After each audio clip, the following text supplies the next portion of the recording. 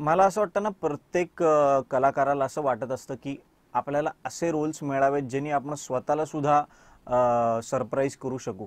कारण की अभिनय करणं एखाद्या फिल्ममध्ये किंवा नाटकात किंवा टीव्ही सिरियलमध्ये तुम्ही जसे स्वतः नाही आहात तसे एखादा रोल करणं जास्त मजेशीर आहे असं मला तरी वाटतं.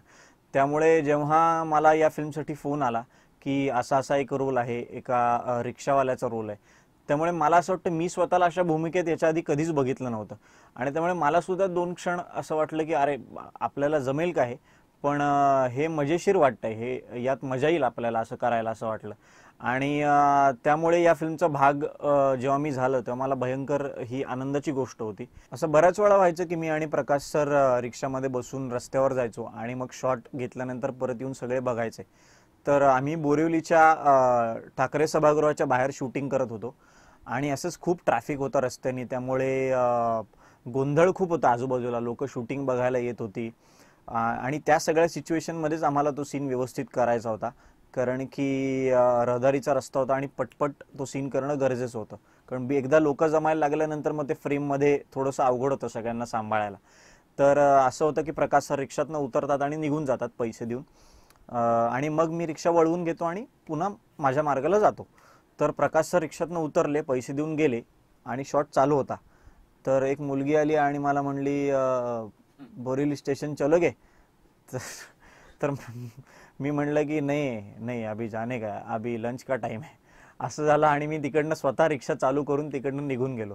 तर सगळ्यांना खूप हसू आलं या ह्याच्यावर, पण कोणी शॉट कट केला नाही, कारण की तो शॉट अजूनही फिल्ममध्ये आहे. एका मुलीला खरंच असं वाटलं की हा रिक्षावाला आहे आणि या रिक्षात आपण बसून बोरिवली स्टेशनला जाऊ शकतो. तर हा एक फार मजेशीर प्रसंग होता शूटिंगमध्ये.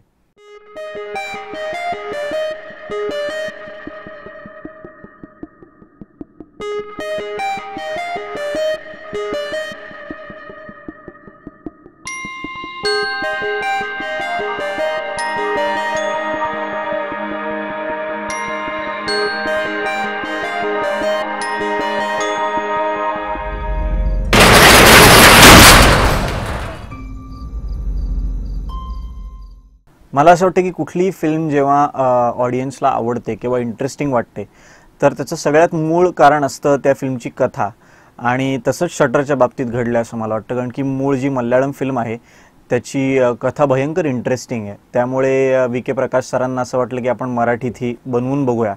आणि ही अशी एक फिल्म आहे की जी फक्त मराठी लोकांनाच आवडेल असं नाही, तर जे मराठी भाषिक नाही आहेत त्यांना सुद्धा ती आवडेल.